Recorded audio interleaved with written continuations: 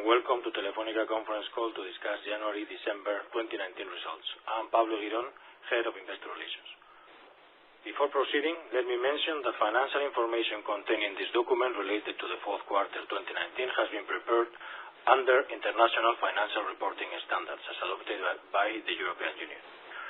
From the 1st of January 2019, we implemented IFRS 16. In organic terms, the effects of the accounting change to IFRS 16 are excluded in 2019. This financial information is unaudited. This conference call webcast, including the Q&A session, may contain forward-looking statements and information relating to the Telefónica Group.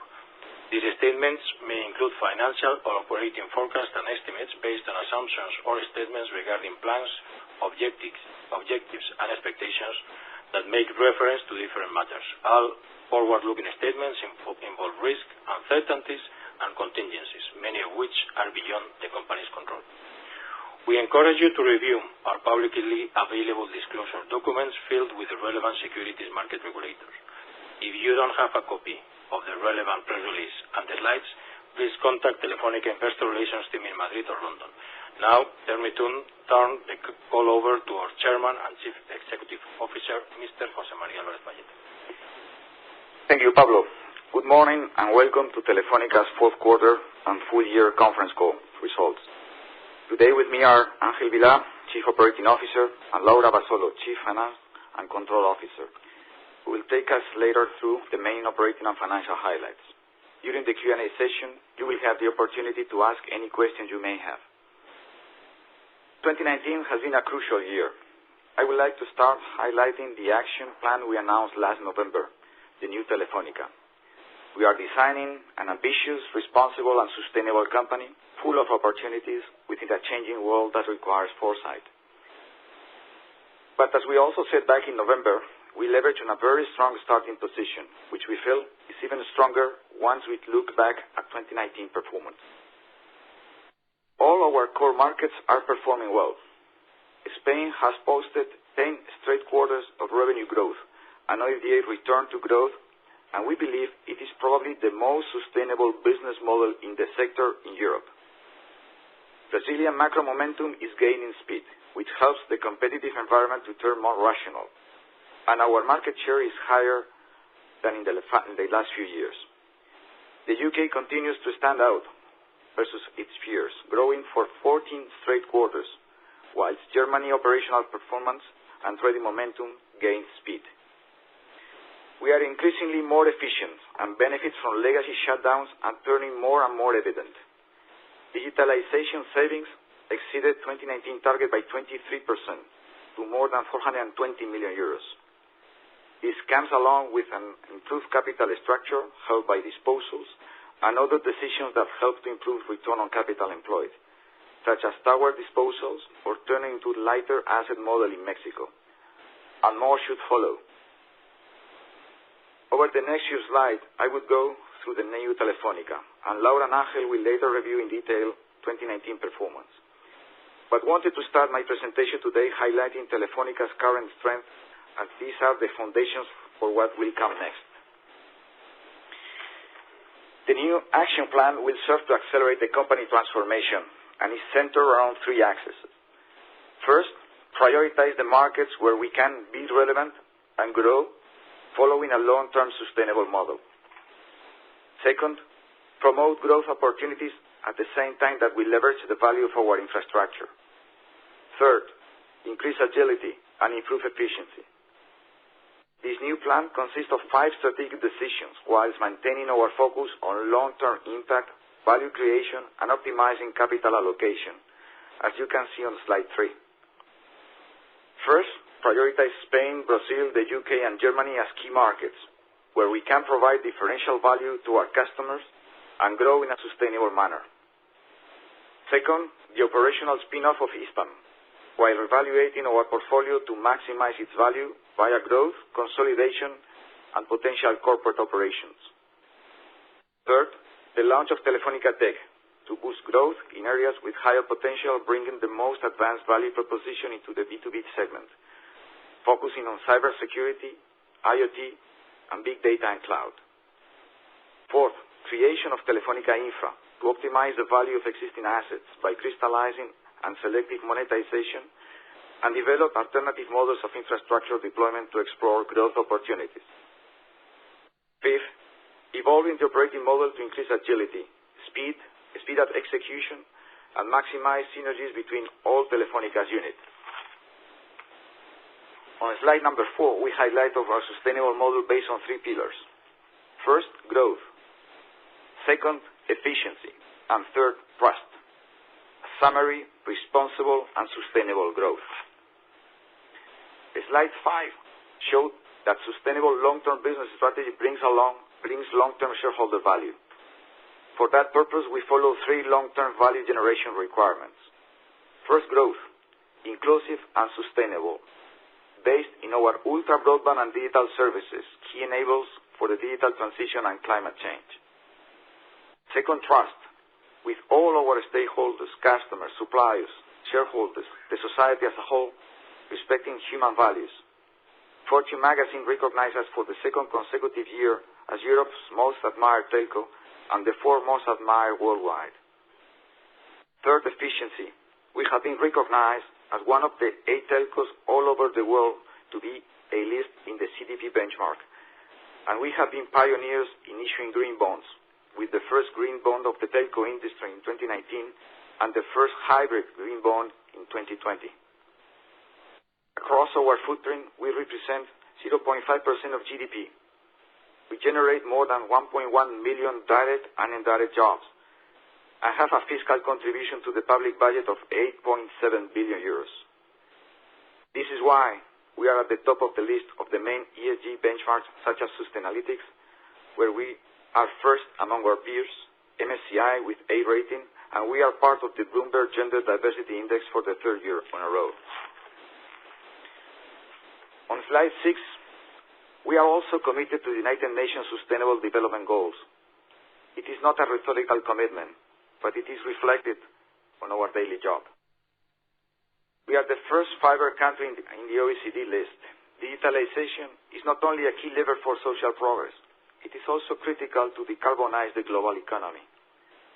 We have been able in 2019 to avoid 3.2 million of TCO2 to the atmosphere for our customers. Our sustainable business model is based on transforming our networks with lower environmental impact.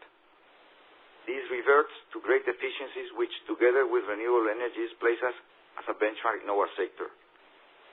Thanks to this, the energy consumption per unit of data traffic has decreased significantly to 72% compared with 2015.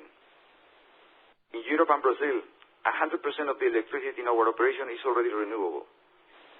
We reduced by 50% in 2019 compared with 2015, reaching the goals we had set up for 2025. It is remarkable that we are one of the few telcos all over the world that are committed with the 1.5 degree Celsius scenario, which has been validated by Science-Based Target Initiative. But our final goal is to create trust, capital with all our stakeholders. And this is why we are committed with gender equality, with 26% women in management positions and 30% in our board of directors. Turning to slide 7, you can see the consistent and solid growth track record we have shown across all fronts during the last 6 years, highlighting revenues growing on average about 3% over the period and OIBDA at 2%.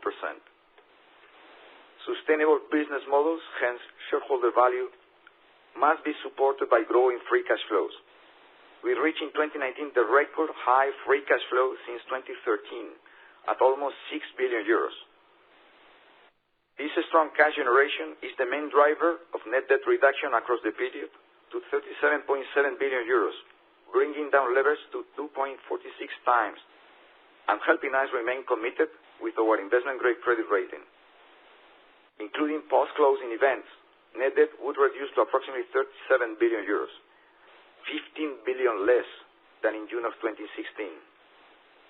And as Laura will explain later, we have not only reduced the net debt, we have also extended its life, reduced its cost, and granted fixed rates at current low levels for the long term, strengthening our capital structure. Moving to slide 8, we can see our growth profile and global reach. We offer our products and services to 344 million customers. And as you can see, in main metrics, we posted growth, revenues, OIBDA minus CapEx, and free cash flow. This was thanks to the efforts done during past years in company transformation and investments. On slide number 9, let me go over the main proof points achieved in 2019 regarding our business sustainability. During 2019, we drove a consistent commercial performance with ongoing strong momentum on high-value accesses, 18% more in LTE accesses, and 8% more in fiber and cable accesses. Our growth in strategic accesses supported the 4.3 average growth in revenue per access in organic terms versus 2018. Loyalty continues to be key for us, and our group churn level remains stable year on year. Clear examples of improvement in customer lifetime are 8 years in mobile contract in the UK, 6 years in O2 Free in Germany, and 5 years in convergence in Spain and in mobile contract in Brazil. Network leadership is as well key for an improved digital customer experience. Net Promoter Score finished the year in 21%, 1 percentage point year-on-year improvement. Moving to slide 10. All guidance metrics were achieved in 2019, and we surpassed the target revenue growth of 2% as we ended growing 3.2% in organic terms. OIBDA grew 1.9% in line with the guided around 2%, and CapEx to sales stood at 15% as target. We confirmed the 2019 dividend of 0.40, with the second tranche to be paid in June 2020, 0.20. As you can see in the slide right-hand side chart, our dividend is more than covered with free cash flow per share of 1.15 euros and underlying EPS of 0.65 euros. Finally, our dividend yield stands at 6.4% with share price of the last Friday. I now hand over to Ángel to go through detailed review of the business performance. Thank you, José María. Turning to slide 11, the key financial highlights for 2019 are: revenues topped 48.4 billion euros, growing organically 3.2%. Underlying OIBDA reached almost 17 billion euros, while reported OIBDA was 15.1 billion euros, increasing organically 1.9%. Underlying net income and EPS reached 3.6 billion euros and 0.65 euros per share, respectively. Free cash flow reached 5.9 billion euros, up 20.6% versus 2018. Net debt decreased 8% versus December 2018 to 37.7 billion euro, and CapEx over sales stood at 15%. Turning to slide 12, we look in more detail to our financial performance. Reported figures have been affected by non-recurrent factors, which Laura will explain later. During Q4, steady organic revenue growth continued, with all segments but Hispam North in positive. As for the latter, as you know, we have recently announced a transformational new model in Mexico that will allow to reverse operating trend. Furthermore, and thanks to our investments in the past years and our innovation efforts, it is worth to highlight that our revenue mix continues transforming. As such, 55% of our total revenues come from broadband and services beyond connectivity, 3 percentage points more than a year ago, with digital services reaching 7.7 billion euros in the period January to December, up 17% versus 2018 in organic terms. Revenue performance comes along with efficiency savings that are increasingly visible. In fact, we have overachieved by 23% the digitalization efficiency savings target for 2019. These and other savings and overall execution on key drivers explain OIBDA performance, growing organically 1.9% in the year. On slide 13, we can see that thanks to our investment in network and systems, we have closed 2019 with a strengthened leadership position in fiber to the home coverage and the largest ultra-broadband footprint in Europe and Latin America, with access to 128 million premises passed, of which 56 million are owned. In addition, we continued signing network sharing agreements in the UK, Germany, Brazil, and Mexico, while switching off our legacy networks. Digital services continue to deliver strong revenue growth at close to 20% year-on-year in 2019, already delivering almost 8 billion of revenues, with IoT in the lead, growing at a 45% rate. Finally, 40 products based on artificial intelligence and big data have been deployed during the year on standardized capabilities, and services such as device recommender and personalized offers have been launched. Slide 14 shows the end-to-end digital transformation program acceleration, which allowed us to capture more than 420 million euros of savings in 2019, largely above the target of more than 340 million, and additional to those captured in 2018. In sum, more than two-thirds of the 1 billion savings commitment under the 3-year 2017-2020 program has already been completed. Digital sales increased by 28% year-on-year in 2019, with Agile improving the time to market and campaign effectiveness. Calls to contact centers were reduced by 13% versus 2018, and more than 1,500 robots were deployed in 2019, with a significant impact on both quality of service and efficiency. Moving to slide 15, we look at the B2B segment, one of Telefónica's superior growth drivers. The B2B segment, accounting for 26% of group revenues in the fourth quarter, is leveraged on our core digital offer to provide communication, cloud and security services to corporates, enriched with owned and third-party value-added services. B2B digital services, as the main growth engine, delivered solid revenue growth of 26% year-on-year to 2.2 billion euros in 2019, mainly in cloud, IoT, and security, where we enjoy a distinctive profile. Moving to slide 16, we review the solid and sustainable performance of our Spanish operation. Telefónica España closed 2019 with a larger and better quality customer base. We have grown both our convergent customer base and ARPU, at the time most of our peers struggled. Our differential positioning supports the increased value of our customer base, as well as improved returns on investments, particularly in fiber. We have already passed more than 23 million premises with fiber to the home, and uptake levels stood at 28% at the end of 2019, 2 percentage points above those of the previous year. As such, financials continue pointing in the right direction. Service revenues have grown for 10 straight quarters and by 0.6% year-on-year in 2019, with OIBDA back to growth in organic terms at the end of the year.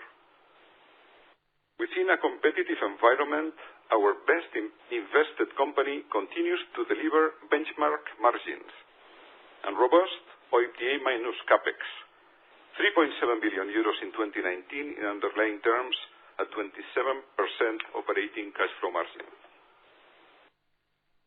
Moving to slide 17, Telefónica Deutschland is accelerating its commercial momentum and reported strong operational trends. The company continued growing its customer base by a combined 2% year-on-year and reduced mobile contract churn by 0.3 percentage points to 1.5%. The business has achieved a good rating across the main 3 network tests, evidencing the improved network quality and customer experience. Revenue growth in 2019 was 1.1%, mainly driven by the good traction of the O2 Free portfolio, somewhat offset by ongoing regulatory impacts. OIBDA declined by 1.1%, mainly impacted by regulation and further investment into the positioning of the O2 brand. Full-year CapEx increased by 8.1% year-on-year on LTE rollout, further enhancing the customer experience. Moving to slide 18, Telefónica UK posted a 14th consecutive quarter of year-over-year top-line growth. Once again, the company confirmed its market-leading position as the UK's favorite mobile network, with sector-leading customer loyalty at 1%. Fiscal year 19 revenues strongly grew by 3.8%, and OIBDA posted a solid growth of 2.3%. Overall, Telefónica UK has delivered strong and consistent outperformance over the last few years, reporting CAGR 17-19 of 4% for revenues and more than 20% for OIBDA minus CapEx. On slide 19, we review our Brazilian operation. Once again, Telefónica Brasil showed a stellar set of results in this quarter, backed by a more rational competitive environment within a macro environment that should gain further growth momentum in 2020. Within this framework, we have reinforced our mobile leadership, maintaining a solid year-on-year increase in revenues and accelerating both OIBDA growth and margin expansion. Mobile market share reached 32.9% as of December 2019, the highest since 2006, supported by our differential assets, and we continue widening this quality gap through accelerating our CapEx efforts. Likewise, we remain focused on revamping the fixed business by accelerating fiber deployment and connections, allowing fixed broadband ARPU to increase by 10% year-on-year in Q4. Revenues rose by a remarkable 2% in 2019, thanks to the successful execution of our more for more strategy in mobile, the higher rationalization in the market, and by high growth fiber performance that more than offsets the legacy business performance and the negative impact of regulation. It is worth to highlight that fixed revenues have grown sequentially by 1% in Q4. This top-line growth, coupled with efficiencies and the ongoing digitalization process, allowed free cash flow to increase 19% year-on-year in 2019. Moving on to our Hispam operations on slide 20. In Hispam South, revenue and OIBDA showed a sustainable upward trend as a result of tariffs update in Argentina, the overall growth in contract and fiber accesses, and the efficiencies achieved from simplification and digitalization process. All of these more than offset the tough competitive environment in the region. In the North region, we highlight the annual revenue growth seen in Mexico and Colombia in Q4, and the strong improvement at the OIBDA level, positively impacted by tower sales within our already announced intention to crystallize shareholder value from our infrastructure. It is also worth mentioning that we reached an agreement with AT&T during the quarter, under which the latter will provide wholesale last-mile wireless access to Telefónica Mexico. The new operational model of Telefónica Mexico allows a more efficient and sustainable use of resources, and is expected to have an annual positive impact on free cash flow of around 230 million euros from year 3. On slide 21, we review Telxius' solid results in 2019. Tower portfolio significantly increased, with 512 towers built and 1,157 towers acquired from Telefónica in Spain, Peru, and Chile during the year. Including the agreed purchase of 1,900 towers from Telefónica in Brazil, Telxius' portfolio will exceed 20,257 towers. Telxius closes 2019 with a tenancy ratio of 1.36 times, with third-party tenants having grown by 48% since its creation in 2016. Both revenues and OIBDA again posted sustained growth in 2019, and we are proud to show the consistent high single-digit outperformance over the last few years, with CAGR 17-19 surpassing 7% in revenues and OIBDA. I now hand over to Laura to continue the review of the business performance. Thank you, Ángel. On slide 22, you can see OIBDA performance was as well affected by non-recurrent factors, such as restructuring charges that will bring further efficiency, the impacts of the transformation of the operating model of Telefónica Mexico following the agreement with AT&T, and the impairment of Telefónica Argentina. Capital gains from Central American assets and data centers stemming from our portfolio optimization are also included. As such, all these factors deducted in Q4 close to 700 million euro at the OIBDA level and 1.2 billion euro in net income, while in 2019 reported figures decreased by 1.9 billion euro and 2.4 billion euro respectively.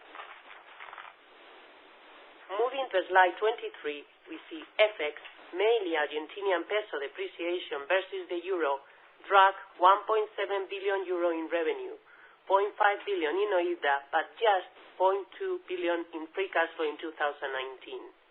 At the net debt level, it implies an increase of 0.3 billion euro. Let's now move to balance sheet metrics on slide 24. Our net debt is reduced to 37.7 billion euro, declining for the 11th consecutive quarter in a row. Annual debt reduction of 3.3 billion euro, mainly due to a strong free cash flow generation growing by almost 21% year-on-year, coupled with inorganic measures. Once post-closing events are taken into consideration, net debt figure could stand at around 37 billion euro. Lastly, let me mention that when putting together free cash flow and net disposals, we have reached a figure of 7 billion euros. Slide 25 shows our proactive and broad financing activity, 10 billion euro in total since January 2019 to date, allowing us to extend our average debt life over 10 years while achieving the lowest coupons ever in recent deals. As a result, our effective interest payment cost stands at 3.49% as of December 2019. That is 45 basis points lower than in December 2016.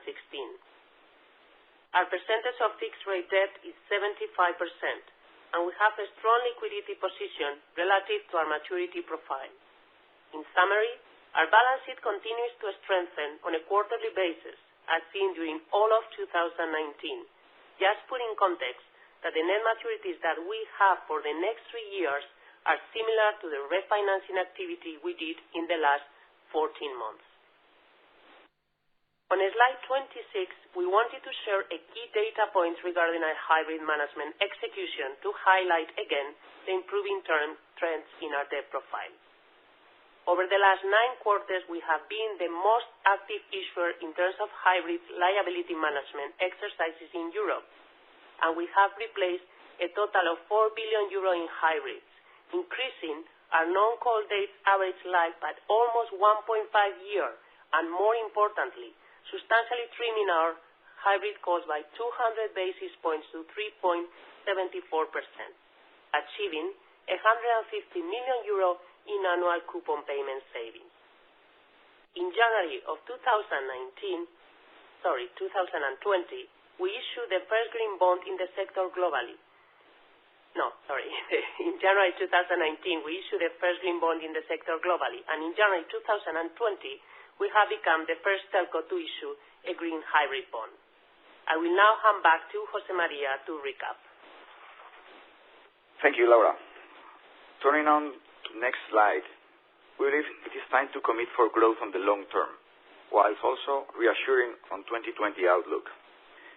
But before doing so, as we will show on the next few slides, we believe our guidance criteria needs to be adjusted. And along this, our new guidance excludes the contribution to growth of Argentina. We believe this is consistent with the new Telefónica and with a higher focus on the core and removes an element of volatility. This lower for longer approach is aligned with our new focus. As shown on the upper table on slide 27, 2019 revenues and OIBDA growth, excluding contribution to growth in Argentina, would have stood at 0.8% and 0.5% respectively, with CapEx to sales of 15.2%. This is the new base for both 2020 and 2022 guidance. At the bottom of the slide, you can see that all our 4 business lines showed strong performance in 2019. Moving on to slide 28. We are ready to commit for growth in the long term.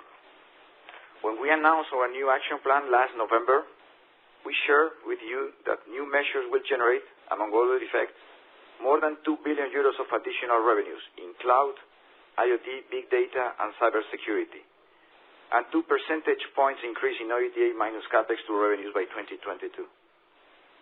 This increased focus on our growing digital service portfolio, along with further data monetization on more valuable and engaged customers, allow us to guide for revenue growth in 2019-2022 period. At the OIBDA minus CapEx to revenues level, we expect a 200 basis points improvement from the 19.9% margins reached in 2019 over the period on the back of extreme digitalization and ultra broadband allowing for legacy switch-offs and more efficient and environmental operations. We aim to accelerate growth, efficiency, and sustainability, whilst crystallizing value, and to achieve this goal, simplification is a must. This should allow unparalleled business transformation, second-to-none future infrastructure, a sounder free cash flow profile, and improved capital structure, all aimed at improving shareholder returns. 2020 guidance, excluding contribution to growth in Argentina and operations in Central America, will continue delivering growth, while combined with a stricter capital allocation and portfolio management within the new Telefónica, all shown on slide 29. Accordingly, we look for a stable revenue, OIBDA, and OIBDA minus CapEx to revenues, and a sustainable dividend of 40 cents. We will continue to execute our strategy with a long-term shareholder approach to ensure business sustainability. Going into more detail about our 2022 guidance on slide 30, and show from where the more than 2 billion euros of additional revenues will come from. We are developing our already relevant position in security, IoT, and big data, and cloud. The key business levers are: in cybersecurity, we will automate operation and expand SOC capacity, reinforce sales force in B2B, the brand and product team. At the same time, we will enter in new products and service categories like fraud or IoT security and capture internal businesses. So, we will activate countries with high opportunity in our footprint and markets outside footprint. B2B information security market is expected to grow at a 9% compounded average growth rate between 2019 and 2022 within our footprint, according to Gartner. In IoT and big data, we are already a recognized leading IoT player with cutting-edge platform and analytics in big data. We will continue this for making tailor-made solutions to specific industries, such as retail, mobility. Thus, we will accelerate revenue streams beyond connectivity, leveraging in-house platforms and partner ecosystem. In cloud, we will deploy new businesses like edge computing and cloud network services to have the best-in-class multi-cloud portfolio. More than 900,000 Outlook 365 licenses and leading software as a services portfolio with a strong professional and managed services to help our clients migrate to the cloud. On slide 31, we highlight how we aim to achieve a new level of simplicity. We are looking for operational excellence. So first, we will streamline the corporate center, being more simpler and more efficient. How? We will refocus key functions, prioritizing differential, value-adding activities for other units, linked to new operating models in Telefónica Tech and Telefónica Infra and key markets. We will extract value from synergies and economies of scale. Second, we continue optimizing the use of assets with mobile network sharing opportunities, legacy shutdown in all operations. Copper decommission is well advanced in Spain, and in LATAM is kicking off. In mobile, 2G is at a minimum across countries, and 3G will be transferred to 4G. Third, digitalization efforts will continue along with automation for driving commercial and back-office efficiency. The key axis: 1, simplifying processes, improving commercial efficiency, and focus on customer experience such as digital channel and assistance. To recap, please move to slide 32. We are creating a new model for Telefónica that starts with the implementation of an action plan where we show our commitment with the long term and with sustainability. We will focus on those key markets where we can be relevant with a proven sustainable model. We are developing the settings to capture new growth opportunities in areas of higher potential, where we are already established players. And we are taking steps to gain agility so as we can accelerate the execution whilst being more efficient. This new model is leveraged on the foundation we have built during our recent transformation journey, such as ultra-broadband massification and digitalization, that coupled with a return on capital employed-driven portfolio management position us to deliver meaningful progress on our outlook for the next years. And now we are ready to take your questions. Ladies and gentlemen, if you would like to ask a question, please press *1 on your telephone keypad. To cancel your question, please press *2. Once again, that's *1 to register a question and *2 to cancel. We would kindly ask you to ask a maximum of 2 questions per participant. And if possible, we recommend you do not use your cell or hands-free phone.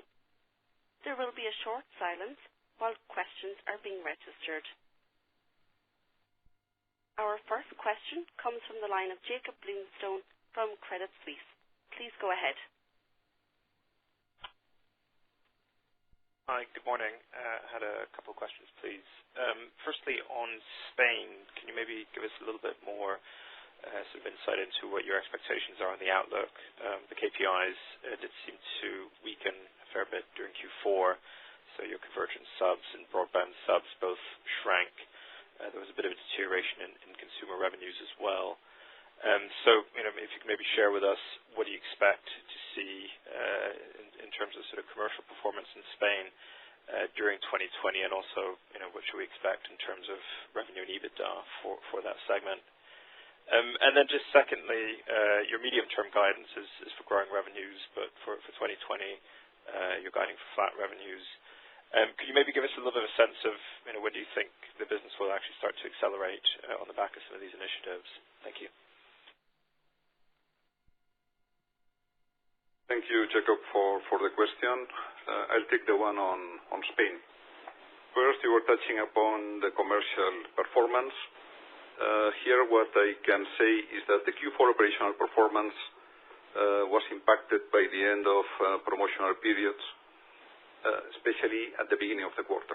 This was in October, but it showed recovery signs as the quarter improved. Churn was stable from the previous quarter, compared churn at 1.6%.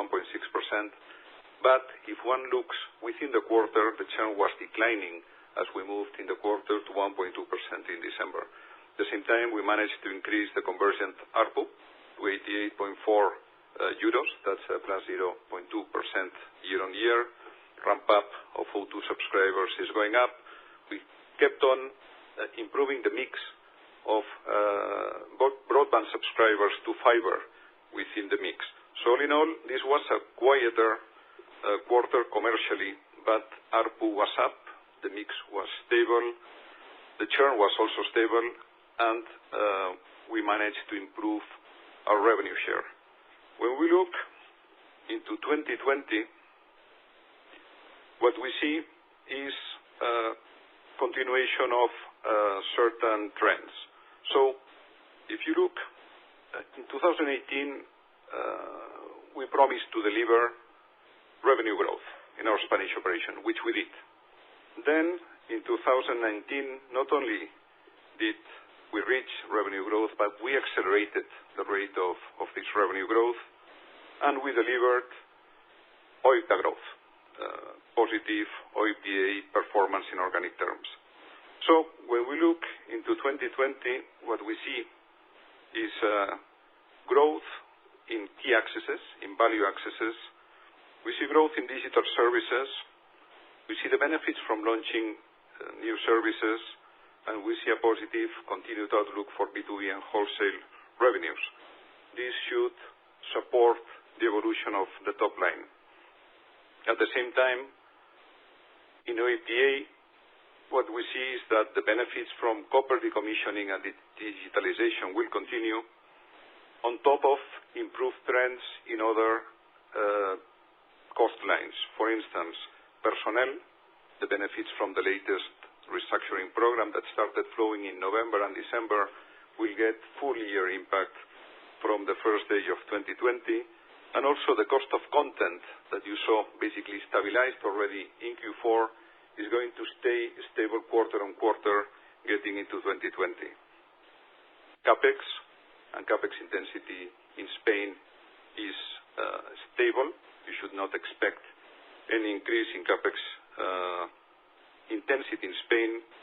So our expectation, and this is not guidance, but this is the trend that we see, is that we are aiming for operational cash flow growth in our Spanish operation. Jacob, going to your guidance question. First, let's remind that we are excluding Argentina this time, so we have changed the criteria. And 2019 revenue and OIBDA growth, excluding Argentina and Venezuela, would have stood at 0.8% and 0.5% respectively, with CapEx to sales of 15.2%. And this is the new base for both 2020 and 2022 guidance. Based on that new criteria, we are basically guiding for stability. We rather be prudent. We are guiding for 2020 on continuing delivering growth while combining with a stricter capital allocation and portfolio management within the new Telefónica. This is stable revenues, OIBDA, and OIBDA minus CapEx to revenue. But we are also ready to commit for growth in the long term. We are more visible through providing both short-term and long-term guidance. When we announced our new action plan that José María commented, we shared with you that the new measures will generate, among other effects, more than 2 billion euro of additional revenues in cloud, IoT, big data, and cybersecurity. You ask about revenue, but let me remind you that we have also committed to 200 basis points increase in OIBDA minus CapEx to revenue by 2022. But focusing on revenue and the acceleration you talked about, our acceleration will precisely come from executing on the former strategic decisions. The increased focus on our growing digital service portfolio, along with further data monetization on more valuable and engaged customers, will allow us to fulfill this revenue growth guidance in the midterm. Thank you. That's helpful. Thank you, Jacob. Next question, please. Our next question comes from the line of Michael Bishop from Goldman Sachs. Please go ahead. Thank you. Good morning. Just two questions, please. Firstly, if I could just follow up on the guidance question. So if you're guiding to stable for 2020, and we look at the Telefónica Germany guidance, which is stable to, I think, slight growth in EBITDA, and then expectations, I think, that Brazil will continue to deliver fairly strong growth. Could you just give us a little bit more color on how we should think about the Spanish and also the UK outlook within that stable growth outlook for 2020? And then my second question is, we've had various news articles around the Hispam process, but I was just wondering if you could give us a bit more clarity from your side. Is it a case of all options are on the table for Hispam, or are you focused on a more holistic approach there, or could we see a sort of piecemeal approach to the asset portfolio? Thanks very much. Yes, to reiterate on what was said in a previous response on the Spanish outlook, we see elements that make us feel supportive that top line should be progressing as what we have seen in 2018 and 2019. This, we see an environment of similar competitive pressure, but focus on the low end. In convergence, we see a solid performance of ARPU. We're adding new services within Fusión. The O2 base will keep on growing, and this is a small drag on the convergent ARPU. But in spite of this drag, we are increasing, and we expect to increase the ARPU of convergent products. In mobile postpay, we see similar trends as 2019.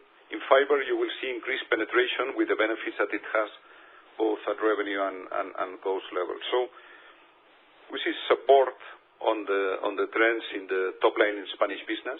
This combined with efficiencies coming from the copper decommission, the digitalization, the better trend on content cost, and the further personnel efficiencies are also supportive of OIBDA, and then stabilization of CapEx make me, if I was a betting person, to bet that operating cash flow would be increasing.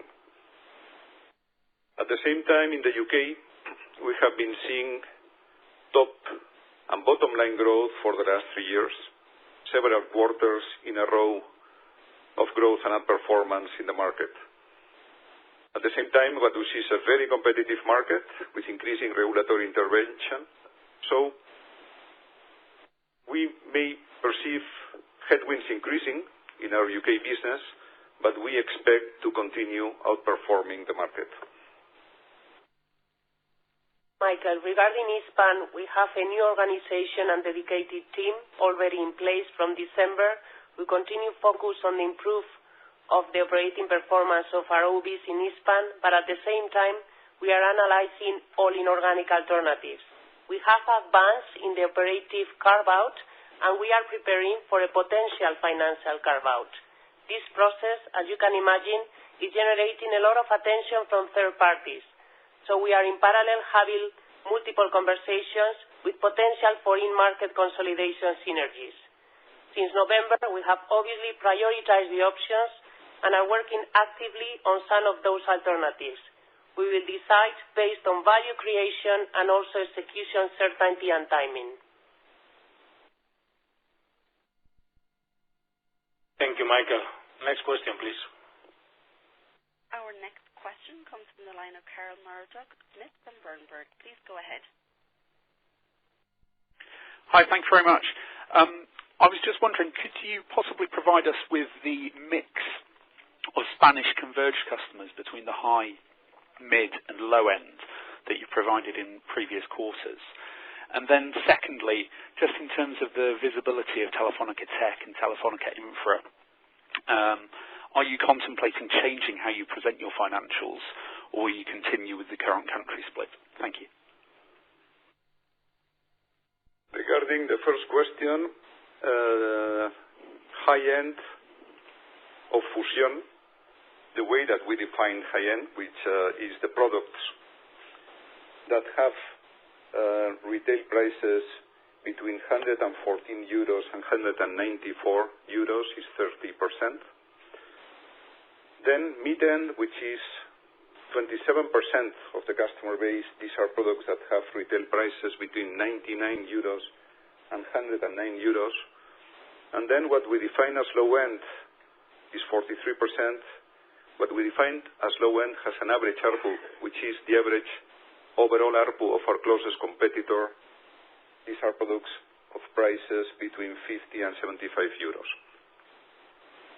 Then regarding Tech and Infra, first on Infra, at this moment, the asset which is within the portfolio of Telefónica Infra is Telxius. That is already disclosed as one of the segments of our business, so we will continue the same disclosure. By the way, this unit is now, if one were to look at OBs, the fifth highest valuable in terms of enterprise value within our group.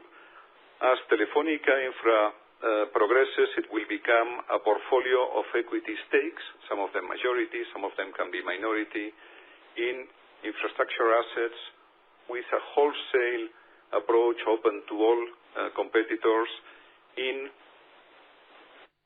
businesses such as towers, submarine cable, fiber, which can be fiber between base stations to support backhaul in mobile, or fiber to the home, and also maybe in a later stage, data centers for edge computing. These are the asset categories that we are looking at, but in terms of reporting, which was your question, we will continue to report Telxius in the same way.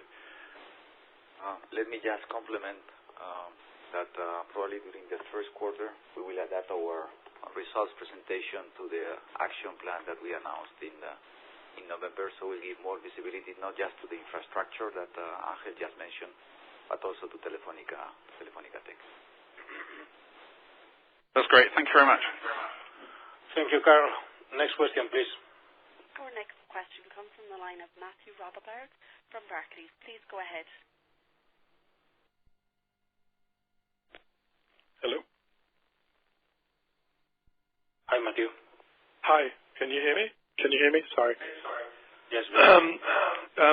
First, I had a question about your guidance for EBITDA in 2020, following up on the previous question. So, if we line up the tailwinds you have, you mentioned that, if I heard correctly, Spain revenues would be broadly stable, and you have some positives in terms of the costs, notably on personnel. I think you had mentioned at the Q3 that you could have a tailwind of more than 200 million cost savings in 2020. As was pointed out earlier, Brazil should be growing. Germany is at worst flat. Yet you come up with a guidance for the full year 20 EBITDA flat. So I was wondering what are the negatives that will be offsetting all of these positives? And there's also the reduced spectrum fees in Mexico. So maybe if you could give a little bit of color on the negatives, or maybe you're just being very cautious here, and why in that case. And then a second question with regards to Hispano-America. Chile and Peru saw some deterioration in the revenue trends. Obviously, the political situation in some of these countries have been tough. I mean, are you already seeing an improvement in 2020 in these two countries? Thank you.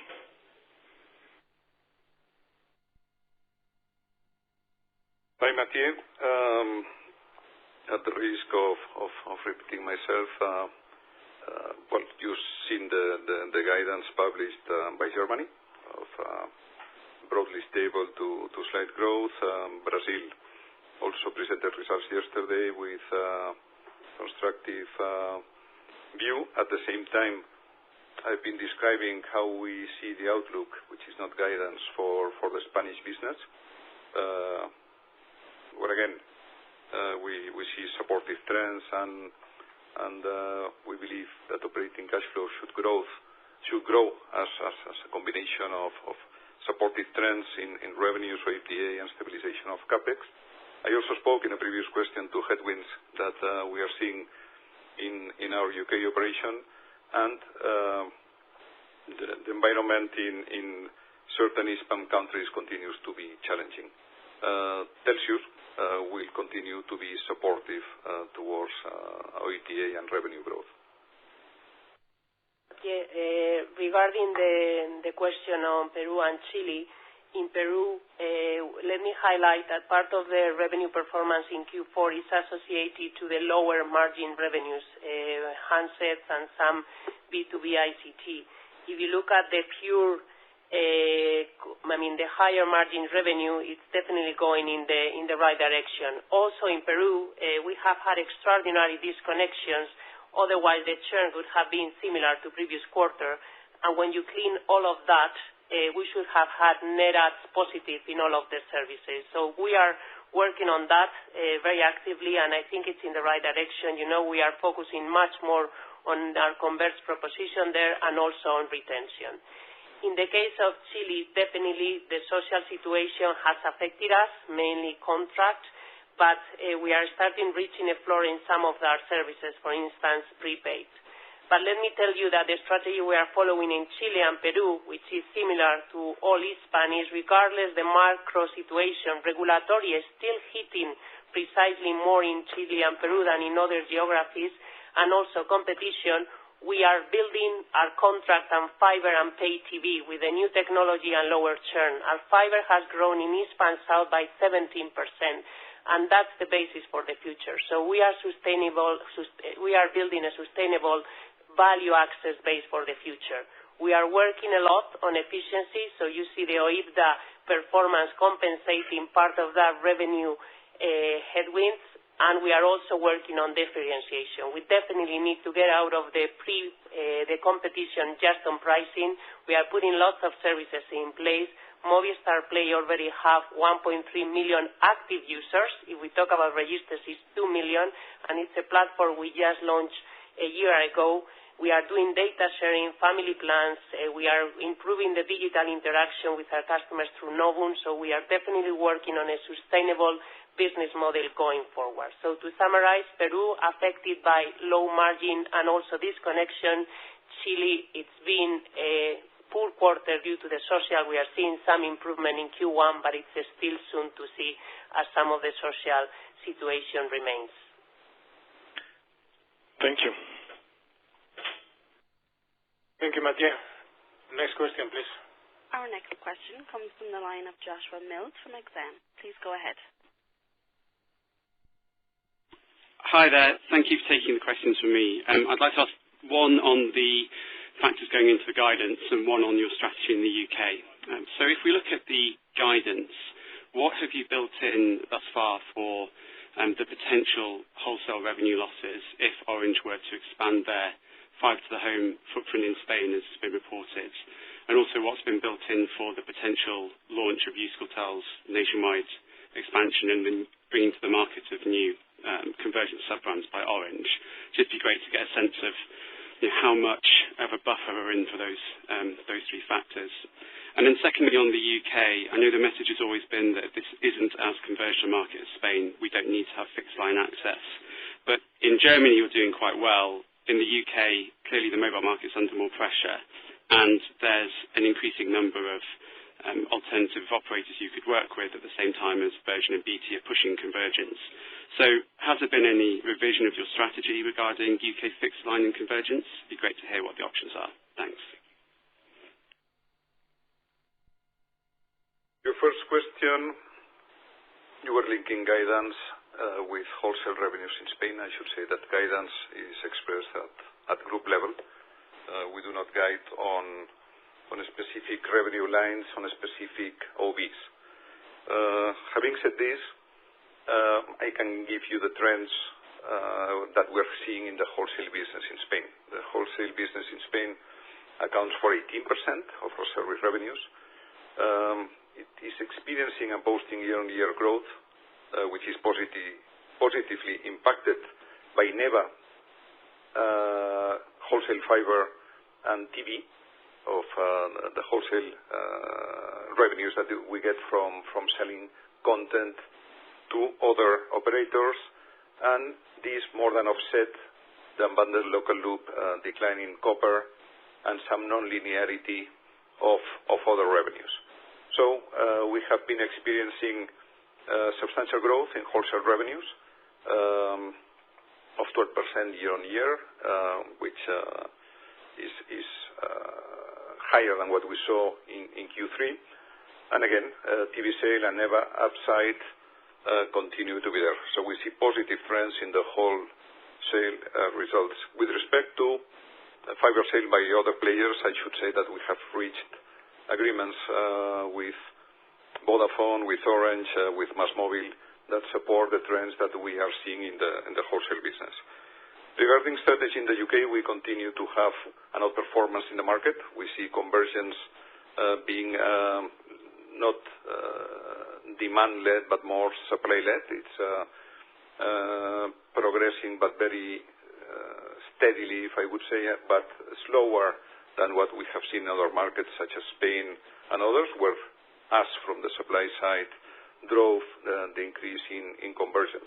Of course, as we move into 5G, more fiber is going to be needed in order to have backhaul for the aggregation network, and here we are in talks with all the players that can supply us with this backhaul fiber for the aggregation network to cope with all the data that will come within 5G. And in this sense, we are already in active talks with other players in order to have the best economics for access to this backhaul fiber. We continue with our mobile-centric strategy. We have some hedges with respect to conversion moves, such as the MVNO agreement with Sky, and we will continue monitoring the market developments as they move. No, but our expectation again is within a competitive and regulatory impacted scenario in the UK. We expect to continue outperforming the market and continue to be the mobile operator of choice for the customers in the UK.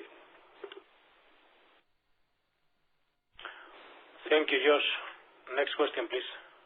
Our next question comes from the line of Sumesh Datta from New Street Research. Please go ahead. Hi, I've got two questions, please. Just first of all, on Brazil, could you give a sense as to what process there may be taking place regarding consolidation, expectations, or it might be looking to sell its wireless business? Is there any kind of process underway? Do you have any ability to kind of proactively drive that process from your perspective, please? And then secondly, just on, I guess on the share price and on the buyback, as every quarter goes by, pretty much you're deleveraging the company. The shares are kind of hovering just over the €6 level. To what degree are you inclined to consider a buyback at this time? Thank you.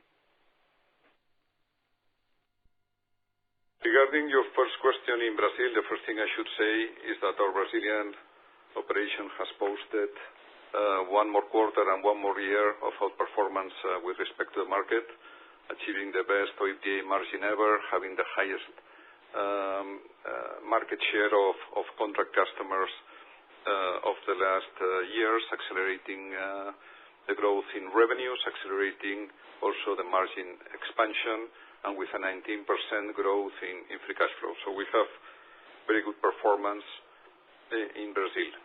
At the same time, we have always defended that in market consolidation would be a positive, not only for the competitive environment, but also for the customers in Brazil, especially when there is still investments to be done in such a country that has a continental size. We think that in-market consolidation would be possible, but none of the three players in Brazil would be capable of doing it alone. One could look at Oi Mobile from a double point of view, from the spectrum and from the customer base. With respect to the spectrum, it's public, the spectrum positions of the different players. There are also spectrum caps in Brazil, and this would imply that probably two players would be better suited than the remaining third player to approach this from a spectrum point of view. At the same time, the second element is the customer base. Oi's customer base is mostly prepaid.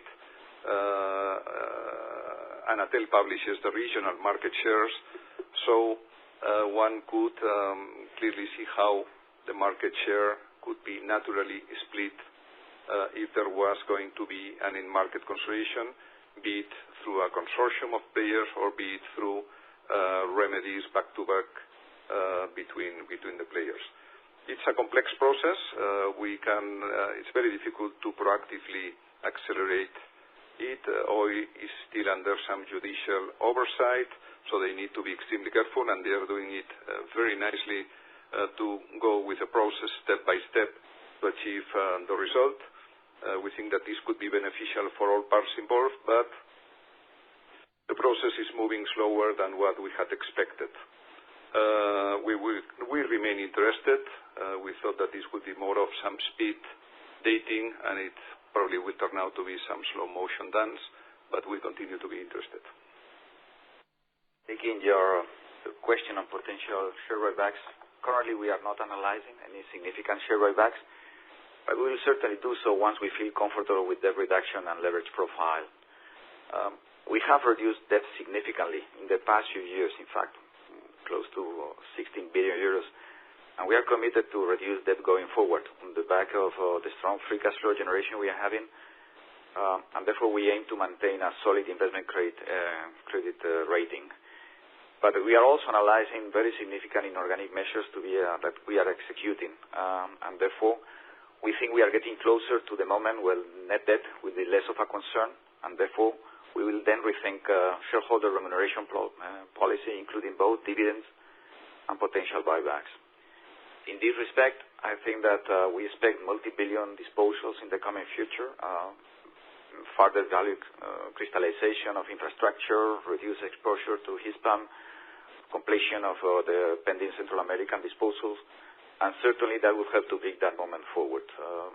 You are totally right. On equity, free cash flow yield and share price are very attractive, and definitely share buyback looks as a potential efficient use of our capital to improve return on capital employed. But we need to feel comfortable with debt levels and credit rating agents. Thank you, Sumit. Next question, please. Our next question comes from the line of Mandeep Singh from Redburn. Please go ahead. Thank you. I've got a couple of questions, please. First of all, on Germany, I mean, obviously we've seen the results, we've seen the guidance. Sort of really asking if you're satisfied with the financial and the management performance in Germany, because the actual cash flow generation of the asset is quite poor. And you've talked about having delivered the 900 million of operating free cash flow synergies, yet the EBITDA minus capex of the total company is less than the synergies the company has delivered. So can you just talk a little bit about the cash generation there? Because if we adjust for spectrum costs, and obviously the higher capex now, there's very, very little cash generation, and the dividend isn't covered. So just some thoughts on how you think about that into the medium term and how the cash generation can improve. Secondly, obviously you referred to the gains from the copper shutdown. I understand you've been giving notice now for 5 years. Can you just give us a few drivers of where the money is coming from? Is it from selling the exchange and realizing a real estate gain? Is it efficiency savings from no longer having the cost? Can you give us some idea of the quantum and the sort of tenor of this? Is this going to be an increasing momentum in terms of how many central offices get closed down, and will that rate of savings or gains be improving over the next multiple quarters? So just some more color on that, please. Thank you. Thank you, Mandeep. Regarding Germany, what we are seeing is that Germany is posting growth and having a strong trading and operational momentum. This had not been the case in the prior years since we did the combination with E-Plus. We went through a process of integration that took its toll in the network consolidation. Also, we had to agree to the remedies that led to the market conditions that you know. But finally, we in all the network tests that we have in the market, we have achieved not only network but also in customer experience. We are achieving good ratings. This is allowing us, with some investment in our brand and the launch of the O2 free packages, which are accretive, to go back to growth.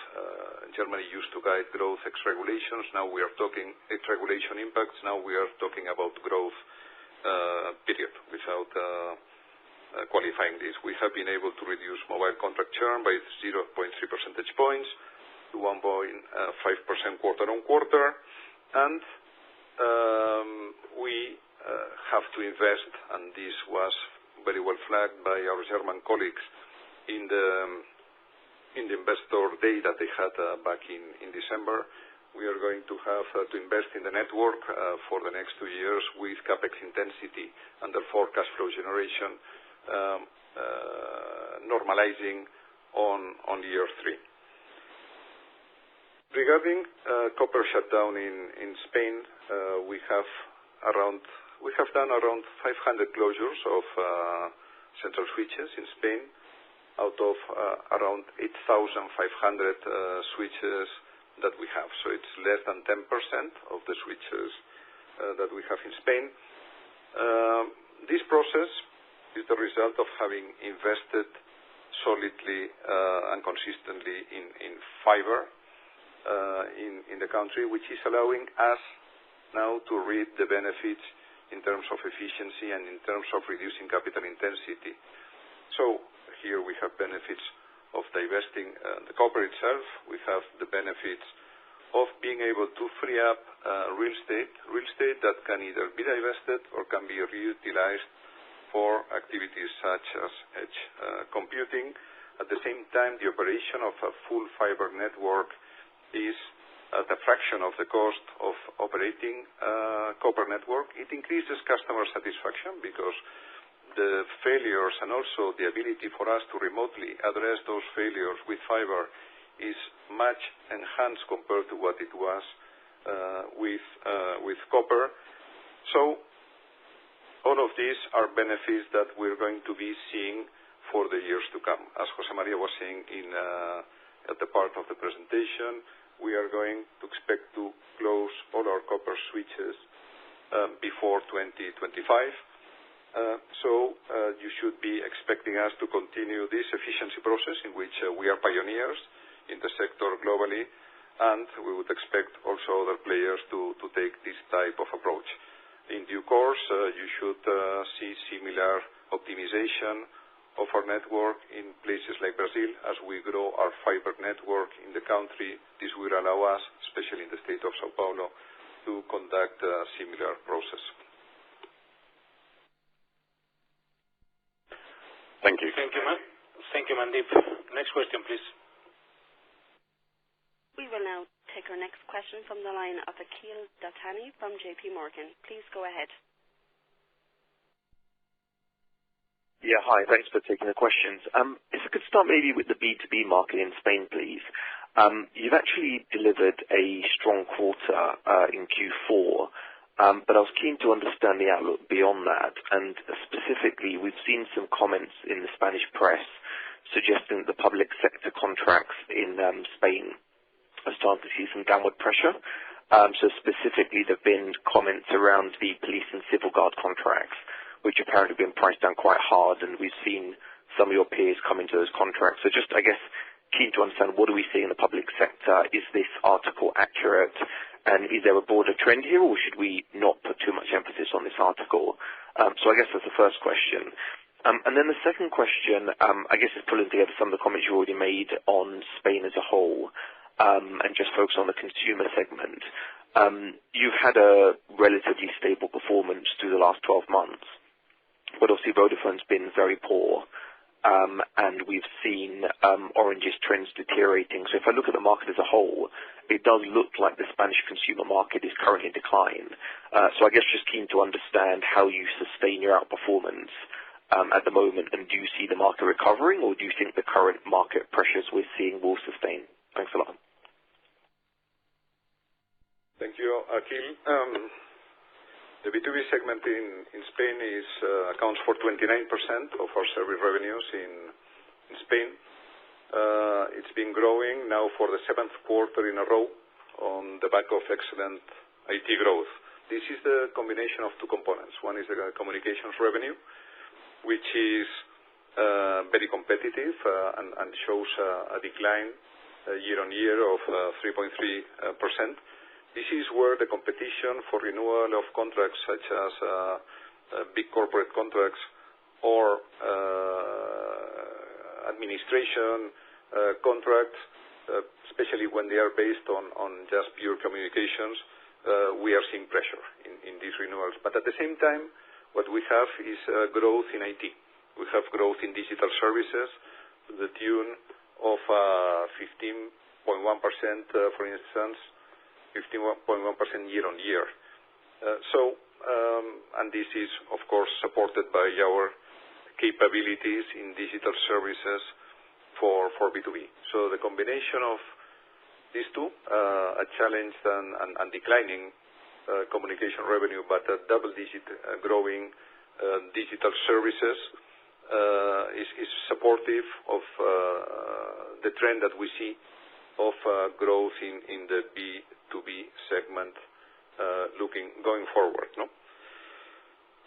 On the consumer, and especially on the market environment, I should say that concerns about the competitive situation in the Spanish market we feel are overdone. We think that those concerns are exaggerated. No? The fact is that there is competition, of course, but this competition is quite intense in the low end of the market, and we have proven again to grow even this environment of competition. We have grown in revenues, we have grown, very importantly, in revenue share, while achieving the benchmark OIBDA and operating cash flow margins. The market is getting more polarized, but we have a track record of successful anticipation and adaptation to the market conditions. We were pioneers in fiber, we were pioneers in convergence, we were pioneers in TV, we were pioneers in transforming the channels, we were pioneers in switching off the copper with the fiber transformation. We are pioneers in launching new digital services. So we continue fostering different initiatives, and we are looking for new opportunities. The environment, of course, is demanding and requires actions to anchor our value customers, and of course actions on efficiency. But we have been doing this for years, and we have many more levers that we can play with and defend ourselves. So we believe that this is the reality of the Spanish market, and concerns are being overdone. We have a solid and sustainable model in Spain, and you may think that these are words, but I can give you facts. So portability. Average mobile portability in the market has been around 600,000 per month in the last 3 years. 2018 was 633,000. It's been 614,000 in 2019, so stable to slightly better.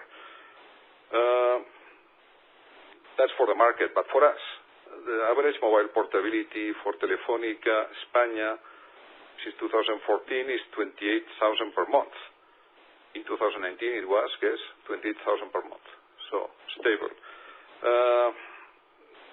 Total sector revenues in the market are flattish. We are increasing our market share of revenues in the market. So we believe that we can navigate well and continue to create value and capture value in a market that is being more polarized, but where we continue to be strong in the value segments of the market.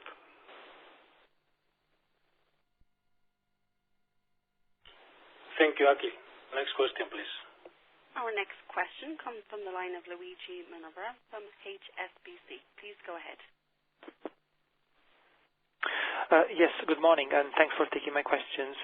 It's about your infrastructure strategy. And firstly, I wanted to ask you, what's your view about the ownership of Telxius and in general of Telefónica Infra, and whether you would consider giving up control in order to crystallize better value for the group.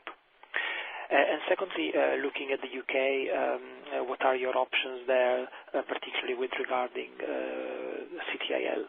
Thank you. Taking your first question, we are really satisfied with our existing stakes in Telxius. Let me elaborate a little bit more. We think that the way Telxius is being managed contributes to the strategy of the group. I mean, not just in terms of putting together all the towers and creating the value, something that, by the way, we did starting years ago, and some of our competitors are starting to think over now. But also in terms of collocation, in terms of contributing to our strategy, in terms of contributing to generate additional revenues, and therefore the expertise that the Telxius management team is accumulating over the past year is a very valuable piece going forward.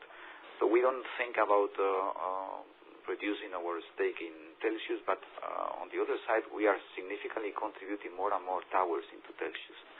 As Ángel has said before, I mean, roughly including the ones that we have signed with Brazil a few weeks ago, is 3,000 towers more. So Telxius has now 20,000 towers. Therefore, it's a crystable and real asset that, again, has a significant value. So you should not expect from us to dilute our share. And we are also very happy with the existing shareholders of partners in Telxius. we might think about crystallizing the value of Telxius in different manners, and on that we are talking with our partners, because we think that there is value on these kind of assets. Some of our competitors are lagging behind in putting together those units. We have that unit being created, and we think we can accelerate the value crystallization of that without having to reduce our stake. And remember that we still have more than 40,000 towers within the Telefónica group. So the size that Telxius and Telxius would always be our preferred option to crystallize the value of those towers. So I think that going forward, you should expect from us to realize more value through Telxius without having to reduce our stake. Regarding CTIL is a very attractive asset. It's a very unique asset in the UK. It has around 16,000 towers, monetizable towers. It's owned 50% by us and by Vodafone. We are in a two-stage process. The first one is business preparation. The business preparation means converting a company that was wholly owned subsidiary of the two partners with a cost orientation mode, converting it into a tower company that has market conditions and a P&L of a tower company with all the arm's length contracts with both the shareholders, Vodafone and ourselves, and also ready to accommodate collocation of other players in the company. So we are almost finalized with the business preparation. So then we will move to the second stage, which is the monetization or valuation of this asset. Our preferred route, as José María was saying, is to contribute it to Telxius. When we contribute towers or a stake of a tower company into Telxius, it's from our side an equity contribution in kind, and our partners are topping up the equity contribution in cash. So we are monetizing the asset because we continue to consolidate that cash that is injected as equity by the partners into Telxius into our net debt figures, which reduces accordingly. So we are monetizing this way, but at the same time, the asset is generating lots of interest from different players in the market, and we remain open to alternatives with, again, Telxius being our preferred route for this transaction, because it allows us to achieve a double objective. On the one hand, monetize, and the second one, maintain the control of a more and more valuable asset. Thank you. Thank you, Luigi. Next question, please.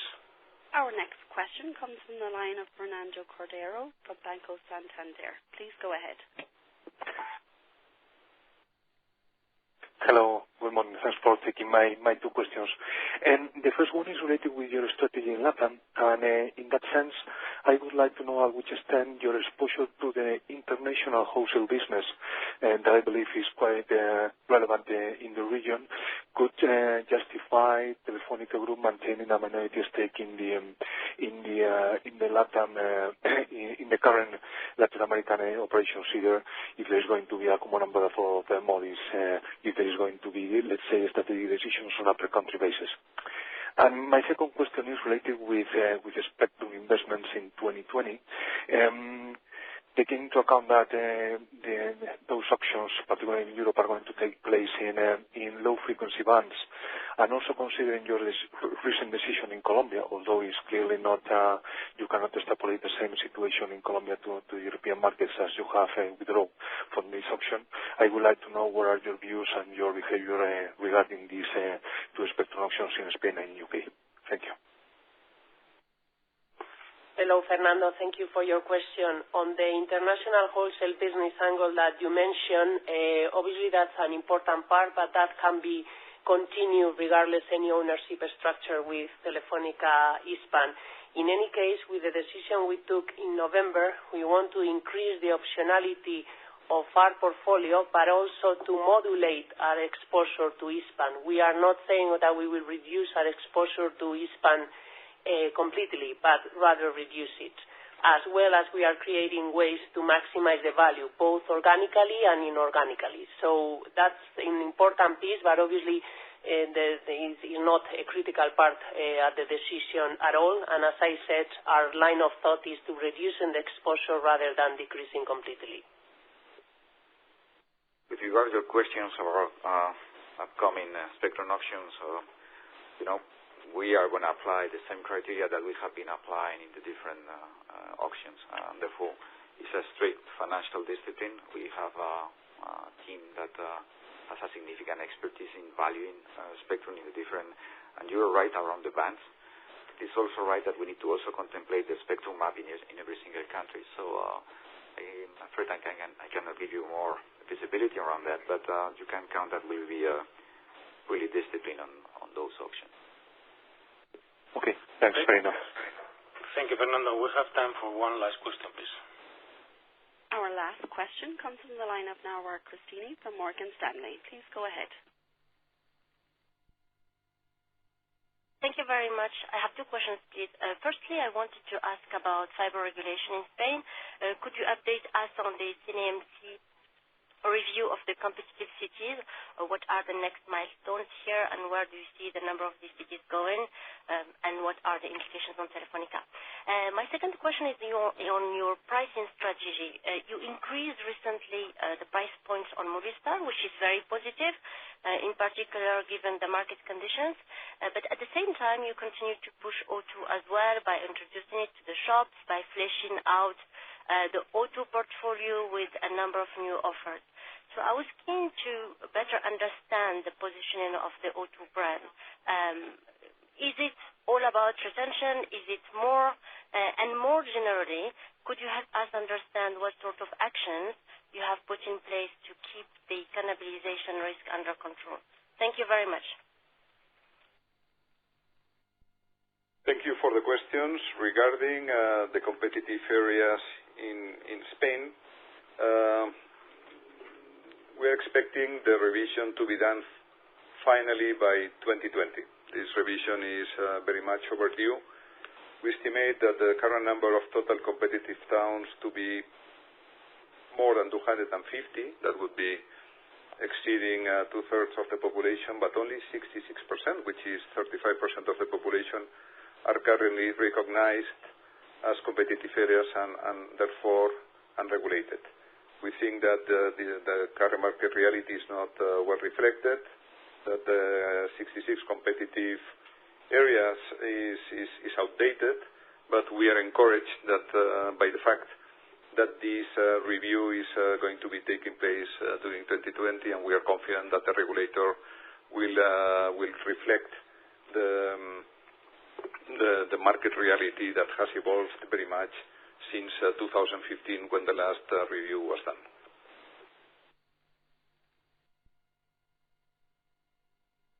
The second question,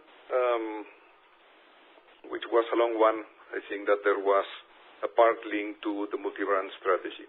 And if we fail to respond completely, please feel free to complement the question. Our multi-brand strategy is designed to suit all market segments with a profile of positioning of channels and propositions which is designed to avoid cannibalization between the different brands. We also are using this tool to compete in that segment of the market which is more competitive, while preserving our premium positioning of the Movistar brand in the upper part of the market. We are very satisfied with the performance of O2. O2 is achieving very nice results, over 175,000 fixed broadband subscribers, more than 350,000 mobile subscribers, and at the same time doing it with a low churn of around 1%. So this is positive performance, and you should expect us to continue using this strategy, especially given the polarization that we're seeing in the Spanish market. Thank you very much. My question was, I guess, is also about how do you keep the cannibalization risk under control? Is it used only as a retention, or is it more? So the question, I guess, is how can you preempt this cannibalization risk going forward? Well, one differential clearly is the content, which our Movistar Fusión propositions have different degrees of TV, which would not be the case of the propositions in O2. So these are differentiated in terms of the proposition to the customer, in addition to the differentiation of positioning, channels, and segments to the market that it's addressed to. So we are using it, and we are obviously we have the information to monitor how potential cannibalization may be happening, and this is not a concern at all for us. Okay, thank you very much. At this time, no further questions will be taken. Well, thank you very much for your participation, and we certainly hope that we have provided some useful insights for you. But should you still have further questions, we kindly ask you to contact our Investor Relationship Department. Good morning, and thank you.